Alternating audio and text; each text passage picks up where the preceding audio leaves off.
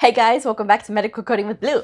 It is Q&A Tuesday. So I got a bunch of really good questions. So let's go ahead and get started. All right, number one, how many providers do you code for? Currently, I code only the orthopedic and podiatry clinics. So I originally had 20 with the other clinics that I was working with, 20 total. Now that I just have all of them, again, I end up with 20 total. So 20 seems to be the magic number. So that's how many I code for. So it's 20 different personalities and 20 different ways of seeing things and doing things. So trust me, it does get to be a little bit like herding cats sometimes, you know? But you have to have a good attitude about it. That's the most important thing. Next question. How do you stay organized? Do you use a day planner or an agenda? I actually don't. I should get one, but I actually don't use one. I mostly use like notes. I do have a notebook that I do keep in my purse. And then I sort of email myself a lot of stuff as well. I know this kind of sounds weird, right? I email myself. But anytime like I have ideas or whatever, I will jot them down really quick. And then like if I know I'm going to lose them somewhere, I will email them to myself. So that way I can just concentrate on, organizing them later. And it's really helped. That's just sort of how I do things. I use my Google Calendar so that way I can keep up with whatever I've got to do as well. But as far as like writing stuff down in a book, no. I used to keep one a long time ago, but no, I haven't kept one. But that's pretty much how I do things. So the next one is, what is a pro fee coder? Okay. A pro fee coder is like what I did when I first started, sort of when I first started after I got done with the cancer therapy center and I went to my second job. I worked in inpatient professional services, okay? And what that is, whenever a provider works in a hospital and goes up to the floor and is not in the clinic, but is going up to the floor to do rounds on a patient, right? They have to get paid for their cognitive work, for any procedures they're doing, anything.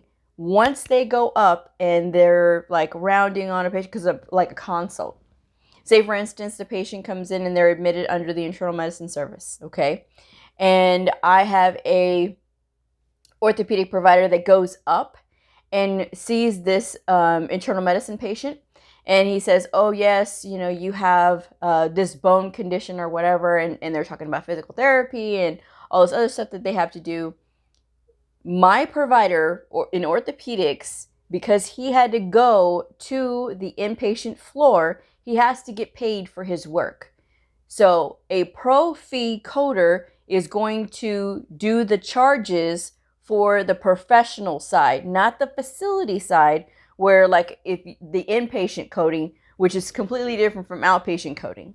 But when you're doing pro fee coding, you are essentially making sure that the provider gets paid for their professional services. So he's going up there, he's using his own cognitive work to decide on all of these things so that he can get his level. That's when you're having those 99221 to 99223, and then 99 I forget the I forget the ones for the other days, but that's pretty much where it starts at in the evaluation management. You'll be able to see it in the book, but that is how that goes. That is for that side. So basically, when you see pro fee, it's providers that are being paid for outpatient, but the patient is inpatient. Okay, so I have to do a whole video about it. That's just all there is to it, because I have to give you guys a good example. This is just like a sort of quick example. This is Q&A Tuesday. I did get, Sierra was the one who asked me about it. Thank you, Sierra, for the question. So I will do a separate video about that. She had been looking and she saw it as like a listing, a job listing, and so she wanted to know what it was. So that is pretty much what it is. It is a provider that is getting paid for their professional services. Okay, so next question. Hopefully they answered that one. In your classes, have you ever had anyone refuse to read a slide? And what would you do if that happened? Okay, so if you're new to my channel, or if you don't know, if you haven't seen a video yet about how I do my classes. When I do my classes, as me as a medical coder, when I am doing a presentation for my providers, whether it is a review or, we have some updates we have to talk about, or whatever the case may be, if I am doing a class, I will put together a slide deck of all the things that we need to talk about. And my own personal rule is to keep it simple, keep it very straightforward. No more than 10 slides, like as far as like the meat of the presentation goes. No more than 10. And, I usually have an hour, but in this hour, I have the provider read to me. I always make copies of the slide deck for everybody in the room because I always want to be prepared in case of technical difficulties. It always happens. It never freaking fails that something will happen with a projector and then all of a sudden you're just standing there. No. I go and I'm prepared. I bring my coding books with me and I bring printed slide decks for everybody in the room. So I give them out and I tell everybody, okay, I already know what I wrote. I understand what I'm doing. This way you guys can read to me. This way nobody gets bored. They don't fall asleep. Because if you're standing up there reading from a slide deck, they can read on their own. If they're the ones that are reading it to you, then it becomes more of a conversation, not where you're sitting there lecturing them. That's one of my other rules when I'm doing a class, is it's never supposed to be like a lecture. This is a conversation between friends. Now, the only reason that I say it's a conversation between friends is because when you are talking amongst friends, what happens? You relax, right? You start laughing, you remember things, you can recall conversations. Hey, do you remember when that time that we went out and Jackie said this? Oh my gosh, that was so funny. That's what you want. You want to create a very comfortable environment where they feel open to asking questions. They feel open to having a conversation with you.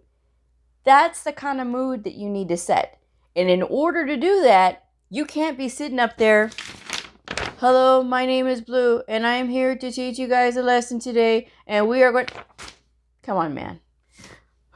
It's got to be a conversation. It's got to be very animated. You guys have to try to do this in a way that becomes very natural. It will come natural to you after a while. You may get a little nervous in the beginning to ask people to read the slides, which going to the question, have I ever had that happen where somebody refuses to read a slide? I'm going to knock on wood, okay? Not yet. Because this is the deal. I tell them, this is the rules. You all have a choice on who wants to read the slide deck first, who wants to read the first page first, and so on and so forth. You can go in order, or I can call on you. It's y'all's decision. And they go, well, And usually there's the number of providers outnumbers the number of slides that are in the deck. So if somebody doesn't want to read, they don't have to. And I'm not going to sit there and call them out. The only reason that I call a provider to read is because I might have a heckler. Now, if you haven't seen the video from before, I did have a bit of a heckler in my last class. He was a little grouchy, and he was sort of like just going on and mouthing off, and he's like, well, I don't care about this crap. And I was like, oh, okay. And then he's like, well, why do you care? Why do you care about this crap? And I said, I care. That's why. I care about you. I care about you. I care about you, you. And I pointed to everybody in the room. I said, I care about each and every one of you. That's why this matters to me. I said, because when you all are acting like you don't care, I care for you. I carry that weight because I know it's just temporary. I know there's no way that they can keep this up. They have to eventually care. And I said, because what ends up happening when you guys are not hitting your RVU goals, your relative value unit goals, because every procedure is weighted by RVUs, okay, and evaluation and management as well. When you're not meeting your MGMA goals, when you are not meeting your goals, the first person that they're going to look at is not you. You're not the first person they're going to look at, believe it or not. First person they're going to look at is me. I'm the coder. It's the coder's fault. That's the first thing you're going to hear is, it's the coder's fault. The coders are not touching. The coder's not doing the coding like they're supposed to. That's the first thing that they say. I like to take that off the table because they know better. They know that I watch every single thing that they do. They know that I care and I take it personally. I go in and I dig and I do the best that I can for all of them. And then I told them, this is what I did say. I did tell them, you guys are among the top performing in the hospital. Of all the clinics, they've lined up all the clinics, and they say which clinics are the ones that produce the most money. Orthopedics and podiatry are among the top batch. And there's not very many up there that are among the top performing. Why is that? And they go, because you care. Exactly. Because I care. You know, and like I said, sometimes, you know, people, you know, may not be happy with that. And I said, you know, if you're not happy with it, there's nothing that I can do, but I'm going to continue to do the best that I can for you because that's what I do. I love what I do. And I told them all, I said, I love being a medical coder. I really do.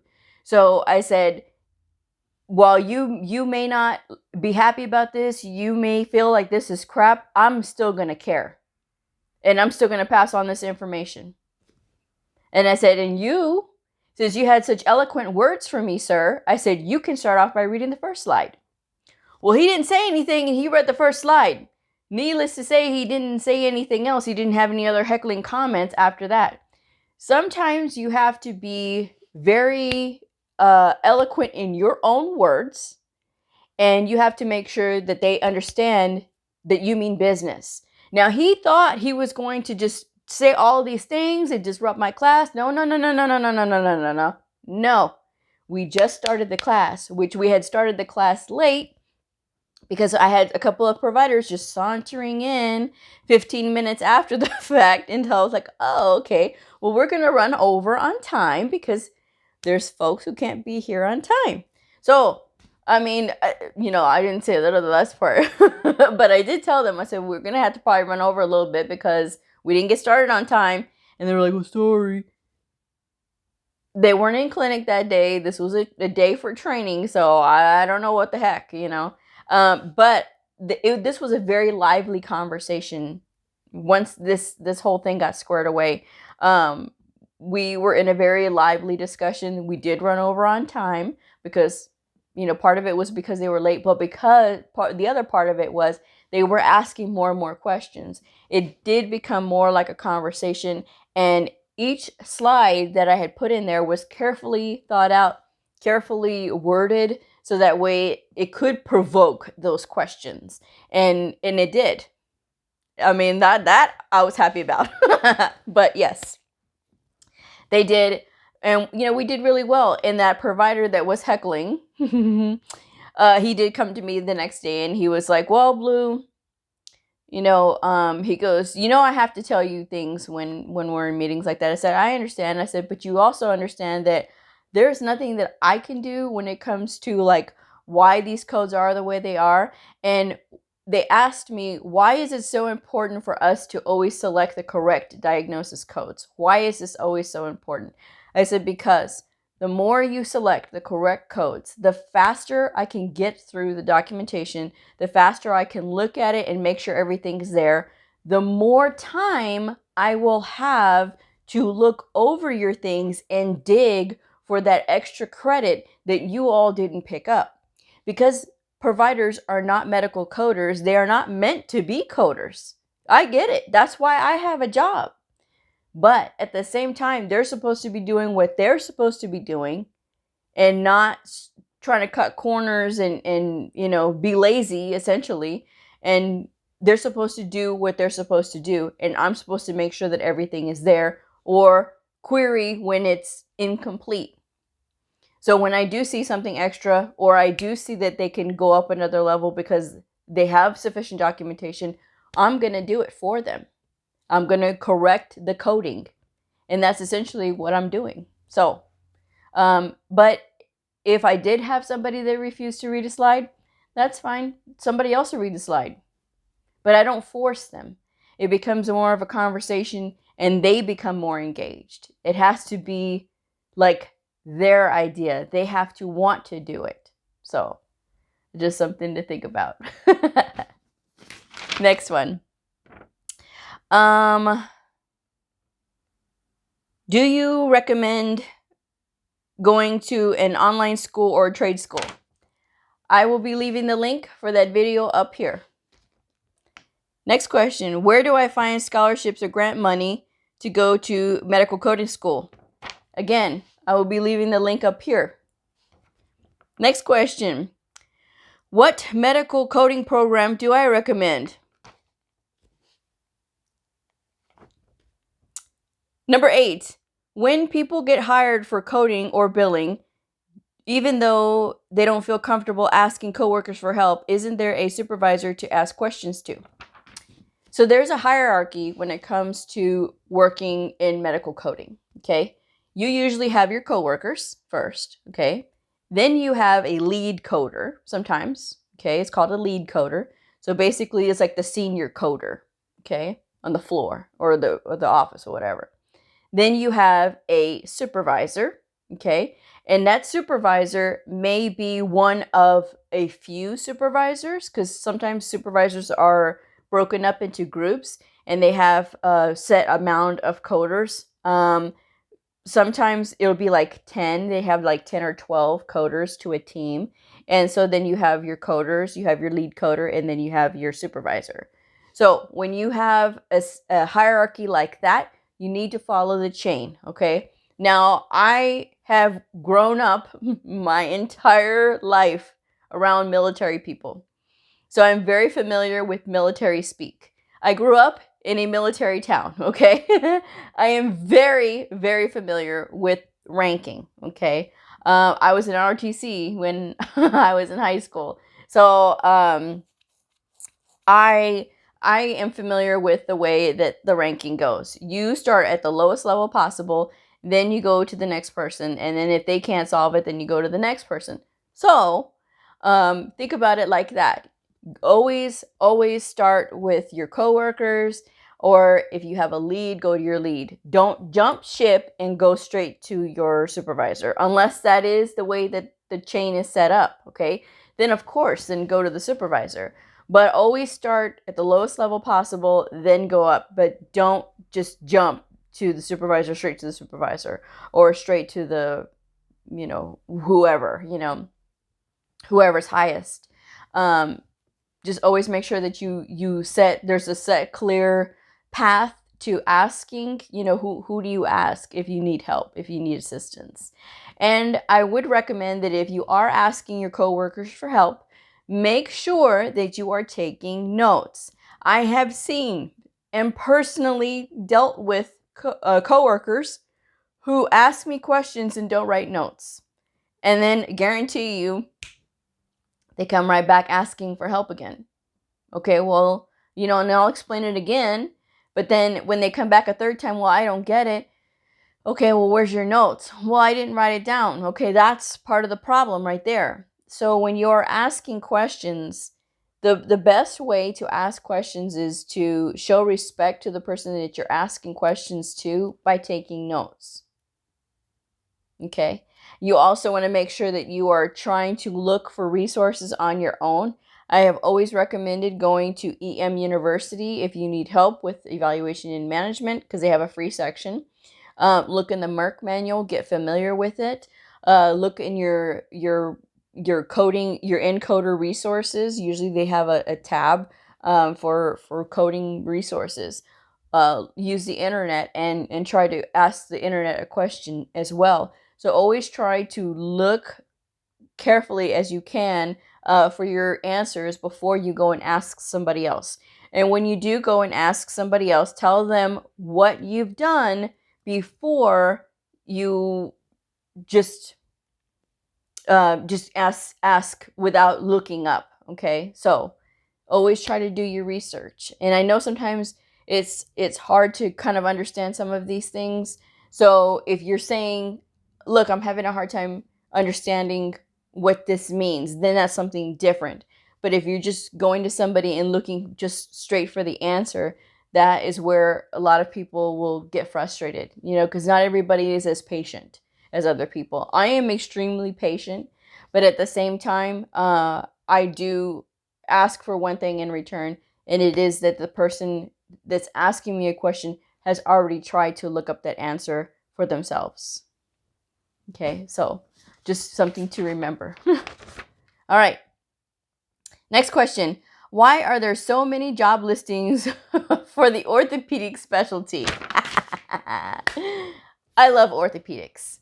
And the reason that I can say that orthopedics does have a lot of listings is the number one reason, the injury coding. A lot of people get confused with the injury coding. They don't want to deal with injury coding. It's too much. It's too confusing. It's too complicated because you have organic conditions and you have injuries and you have sequela and you have subsequent and you have this and you have. So for a lot of people, it's just like, I don't want to deal with that. And then sometimes it's literally just the attitude of the providers as well. Sometimes some providers do come off a little gruff. I know for me that some of the orthopedic providers in the beginning had that.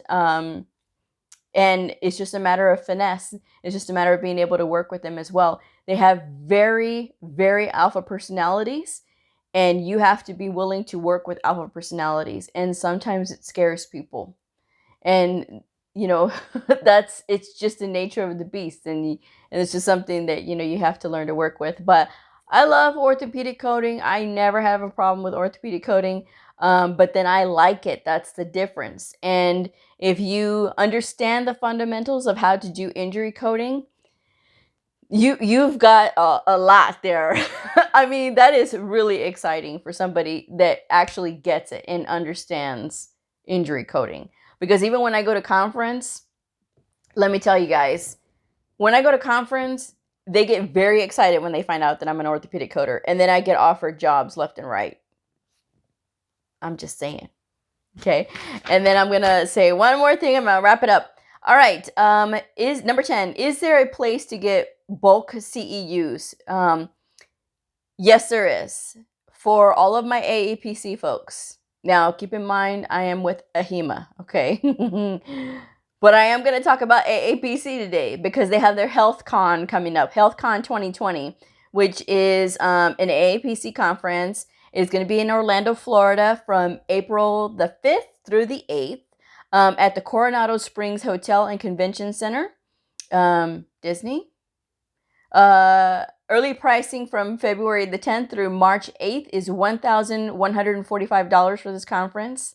And then from March 9th through April the 3rd, the pricing is $1,195. If you do on-site event registration, it is $1,225 for the conference. Okay, so I've never been to an AAPC conference. I've only been to an AHIMA conference. And I gotta tell you guys, it is a lot of fun. You get CEUs for going. If you're in the area, or if you want to take time and go down and visit and be in Orlando, hey, I think that would be fun. But it does cost money to go. So I mean, like I said, check out the AAPC website. And you'll be able to get all the information there. But you do get continuing education units. So I know you guys have to have a lot of continuing education units to maintain your credentials. This is a great place to hit a lot of a lot of CEUs earned in one sitting. So, all I'm gonna go ahead and wrap it up, but check out the AAPC website for that more conference information. So I will see y'all on the next video. Bye.